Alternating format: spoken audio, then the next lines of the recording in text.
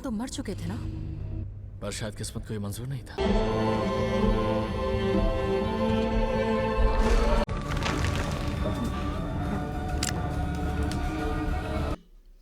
2041 में सामाजिक और आर्थिक असमानता और बढ़ते हुए क्राइम के कारण सेंट्रल यूरोप के लोगों को अननेचुरल डेथ के कंडीशन में पुनर्जीवित यानी कि रिवाइव होने का कॉन्स्टिट्यूशनल राइट दिया गया है।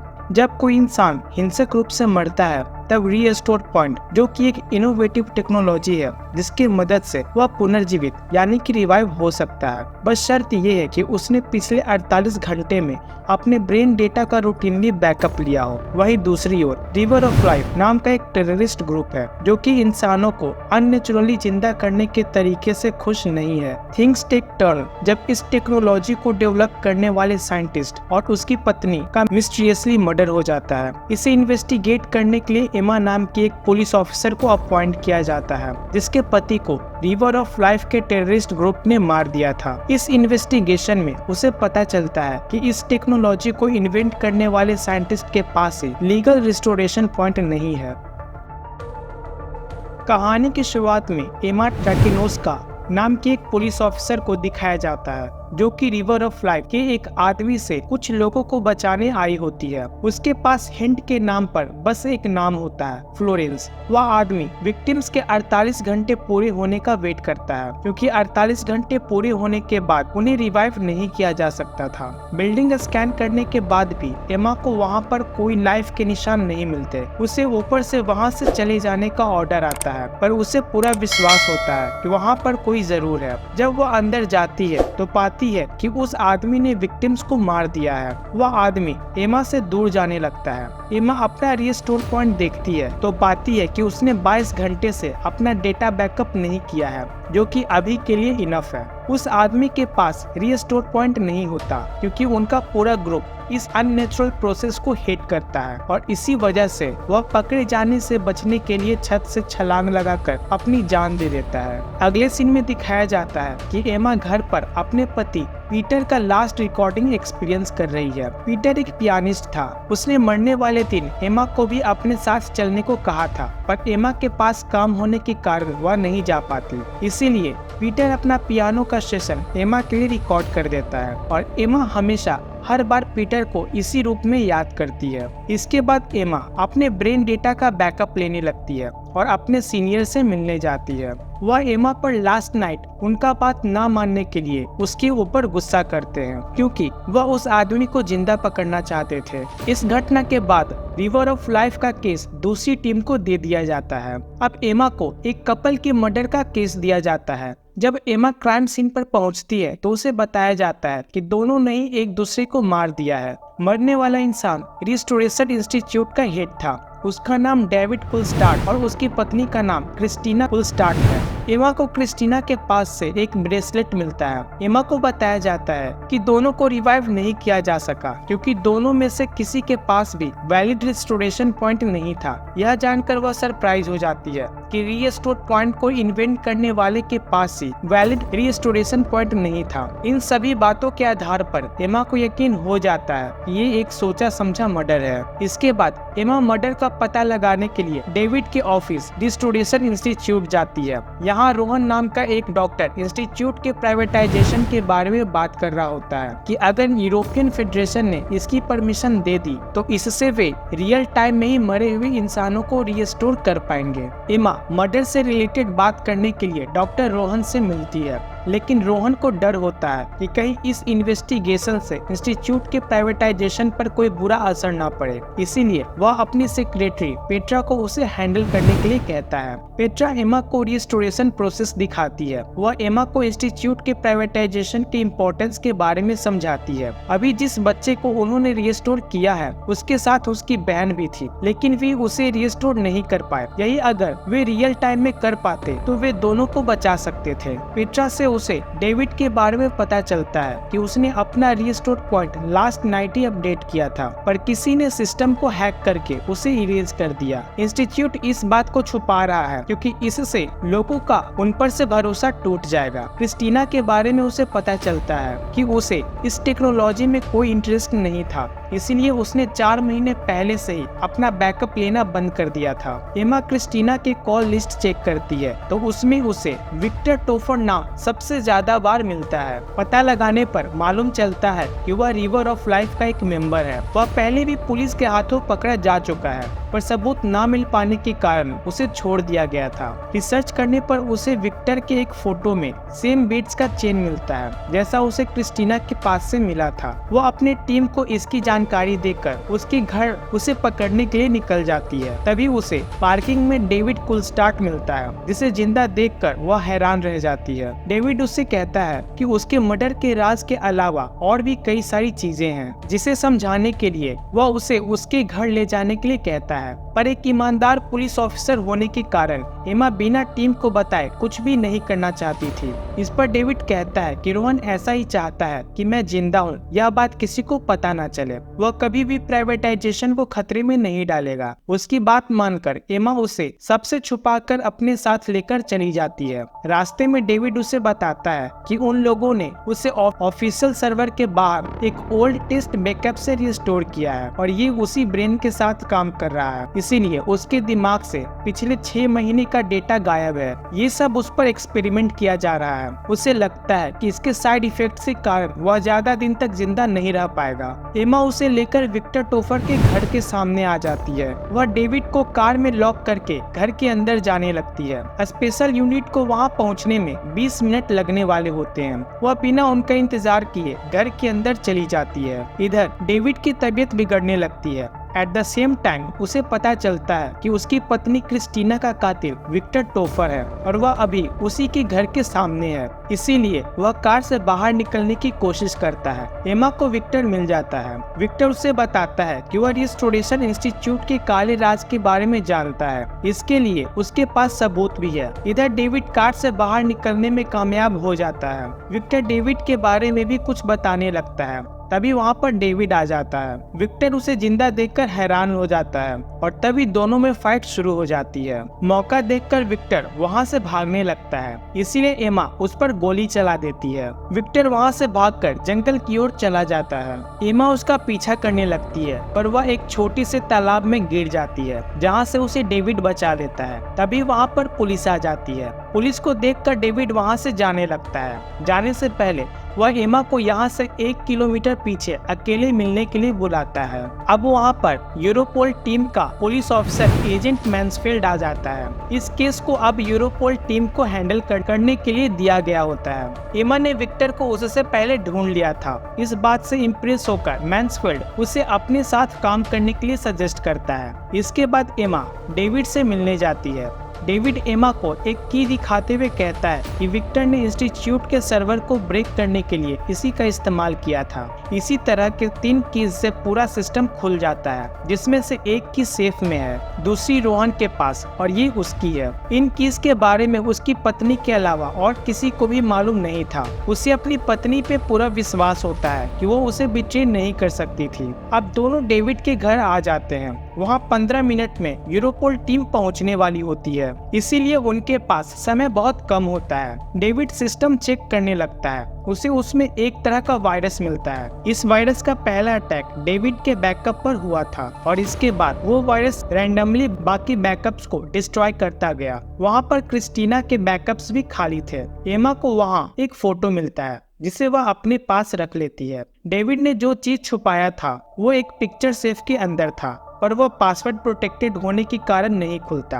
अब वहाँ यूरोपोल टीम आ जाती है, इसलिए उन्हें बचते हुए वहाँ से निकलना पड़ता है। डेविड के घर से उन्हें पोस्ट रिस्टोरेशन सिंड्रोम नाम का इंजेक्शन मिला होता है, जिससे 48 घंटे होने के बाद भी रिस्टोर किए हुए लोगों के साइड इफेक्ट्स को रोकने के लिए बनाया गया था। उस इंजेक्शन को लेने के बाद डेविड अपने पुराने वीडियोस देखने लगता है, जिसमें उसकी वाइफ को एक बच्चा चाहिए था, लेकिन डेविड प्रोजेक्ट में बिजी होने के कारण इस बात को टाल देता है। इसके बाद एमा उसे उसके घर से मिला फोटो दिखाती है, जिसमें उसकी वाइफ विक्टर के साथ थी। उन दोनों का अफेयर 4 महीने से चल रहा था और यही वजह थी कि उसने बैकअप रखना बंद कर दिया ताकि उनके अफेयर के बारे में किसी को पता ना चले। इसके बाद एमा मीटिंग के लिए रीएस्टोरेशन इंस्टीट्यूट जाती है। वहाँ मैन्सफील्ड उसे डेविड के जिंदा होने के बारे में बताता है कि रोहन ने 6 महीने ओल्ड बैकअप से उसे रिस्टोर किया है। रोहन कहता है कि ऐसा करना इम्पोर्टेंट था क्योंकि केवल वही है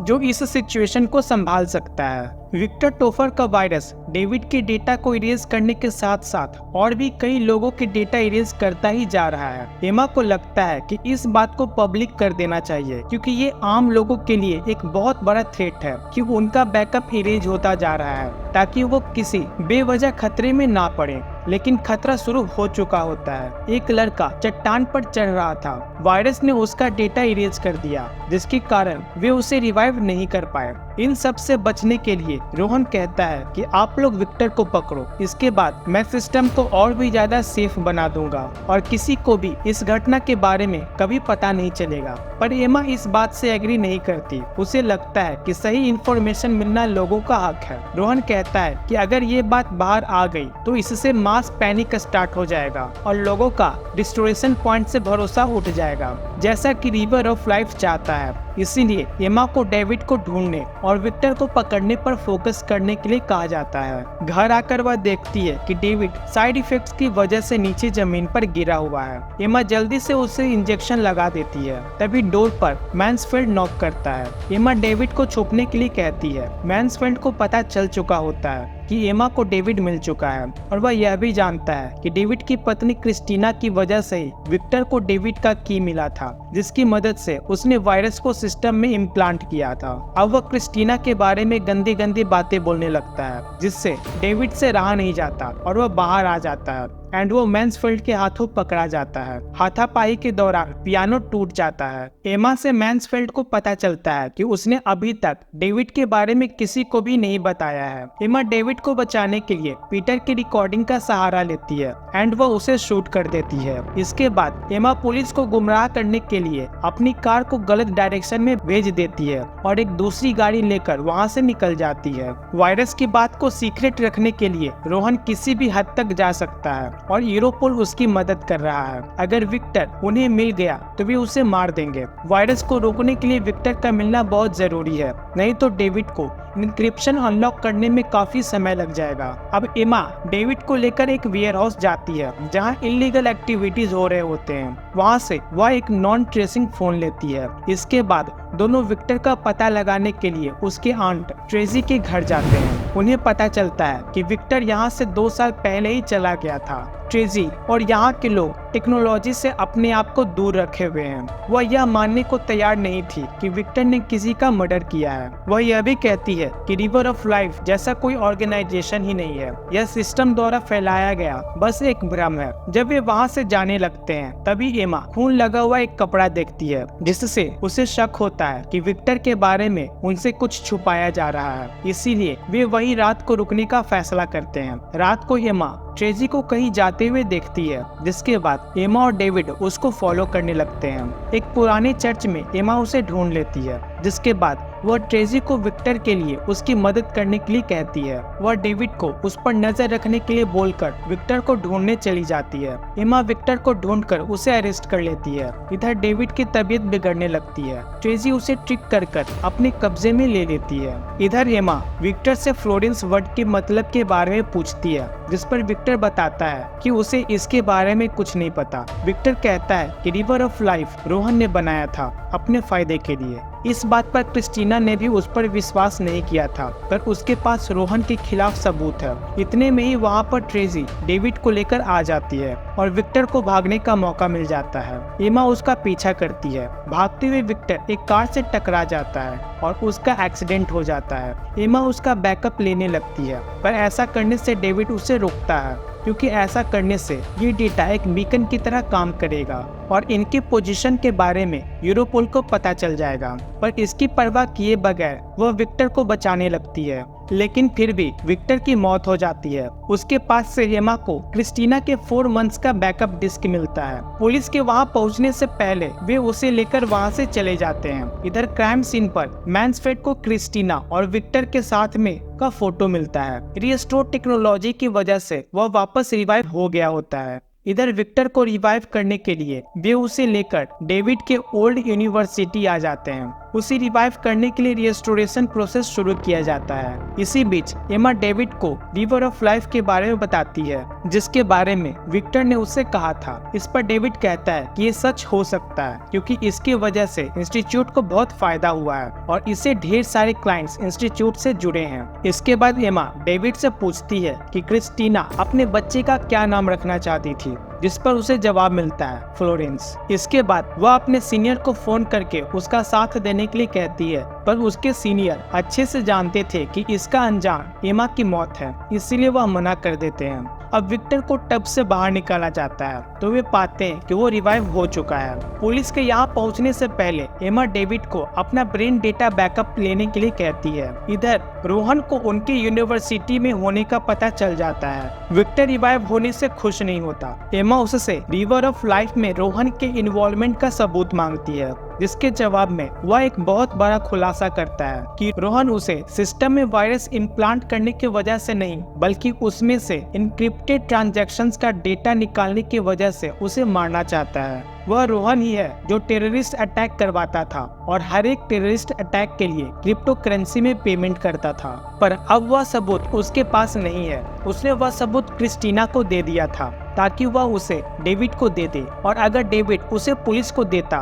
तो वो उस पर यकीन कर लेते। डेविड के घर में जो पिक्चर सेफ है उसमें यही सबूत मौजूद है। इसके बाद डेविड विक्टर से क्रिस्टीना को मारने की वजह के बारे में पूछता है। इस पर वह बताता है कि डेविड ने ही क्रिस्टीना को मारा है, ठीक उसी जगह जहां तीनों मिलकर सबूत के बारे में डिस्कस करने वाले थे। डेविड ने क्रिस्टीना को ओल्ड बैकअप से रिस्टोर करने का प्लान बनाया था जब से वह विक्टर से नहीं मिली थी, इसीलिए उसके घर पर वो इंजेक्शंस मौजूद थे ताकि रिस्टोरेशन के बाद साइड इफेक्ट से क्रिस्टीना को बचा सके। डेविड मर्डर में विक्टर को फंसाना चाहता था। जब विक्टर वहां पर पहुंचा तब वह पहले से ही मर चुकी थी। क्रिस्टीना दोबारा रिवाइव नहीं होना चाहती थी, इसीलिए विक्टर ने उसके बैकअप्स इरेज कर दिए। इसके बाद विक्टर क्रिस्टीना का बैकअप डेविड से लेकर चला गया, जो कि उसके बेगुनाही का सबूत था। इन सब बातों पर डेविड को यकीन नहीं होता और उसे लगता है कि विक्टर झूठ बोल रहा है। तभी वहाँ पर रोहन का पपेट मैन्सफील्ड आ जाता है। वहाँ पहुँचते ही वह विक्टर को मार देता है। इसके बाद वह डेविड से सेफ का पासवर्ड पूछता है, जिस पर एमा कहती है कि उसे कॉम्बिनेशन याद नहीं है। मैन्सफील्ड एमा से क्रिस्टीना का बैकअप ले लेता है और इस बात की जानकारी वह रोहन को भी दे देता है। इसके बाद वह डेविड और एमा को मार देता है। अब वहाँ पर पुलिस पहुँच जाती है। इधर सबूत मिटाने के लिए रोहन डेविड के घर पहुंच जाता है। वह फ्लोरेंस वर्ड टाइप कर सेफ खोल देता है। तभी वहां पर एमा के सीनियर आ जाते हैं और उसे अरेस्ट कर लेते हैं। दरअसल मरने से पहले एमा ने रीस्टोर पॉइंट क्रिएट कर लिया था, जिसके बाद उसे वापस रीस्टोर कर लिया जाता है। सीनियर से उसे पता चलता है कि रोहन अब जेल के अंदर है। बहुत सारे इन्फ्लुएंशियल लोग इंस्टीट्यूट के प्राइवेटाइजेशन के पक्ष में हैं, पर वो चाहते हैं कि इसे एक ट्रस्टेड आदमी द्वारा मैनेज किया जाए। हालांकि डेविड ने क्रिस्टीना का मर्डर किया है, पर 4 महीने का ब्रेन बैकअप ना होने के कारण अभी उसके दिमाग के अकॉर्डिंग उसने ये मर्डर किया ही नहीं है। फिल्म के स्टार्टिंग में फ्लोरेंस नाम का जो हिंट एमा को मिला था, दरअसल उसकी टीम को ये टिप डेविड ने ही भेजा था। वह सच में रोहन को रोकना चाहता था और लोगों की जिंदगी बचाना चाहता था। वह एक अच्छा इंसान है जो कि अपनी पत्नी से बहुत प्यार करता था और इसी कारण उससे एक बहुत बड़ी गलती हो गई। मैन्सफील्ड को भी जेल हो जाती है और विक्टर को भी वापस से रिवाइव कर लिया गया होता है। इसके बाद एमा डेविड के पास जाती है, जहां वो क्रिस्टीना को आखिरी बार अलविदा कर रहा होता है। एमा डेविड को क्रिस्टीना के मौत के लिए उसे माफ नहीं कर पाती और वह उसे क्रिस्टीना का ब्रेन बैकअप डिस्क दे देती है ताकि वह उसकी मर्डर के गिल्ट को फील करता रहे। अब एमा पियानो बजाना सीख लेती है और इसी तरह अपने पति पीटर को याद करती है और ये मूवी यहीं पर खत्म हो जाती है। अगर आपको इस मूवी का एक्सप्लेनेशन पसंद आया हो तो प्लीज इस वीडियो को लाइक करें और शेयर करें, और कुछ सजेशन देना हो तो कमेंट करें। ऐसे ही मूवीज और सीरीज का एक्सप्लेनेशन देखने के लिए चैनल को सब्सक्राइब करें। तब तक के लिए टाटा, बाय बाय, जय हिंद, जय भारत।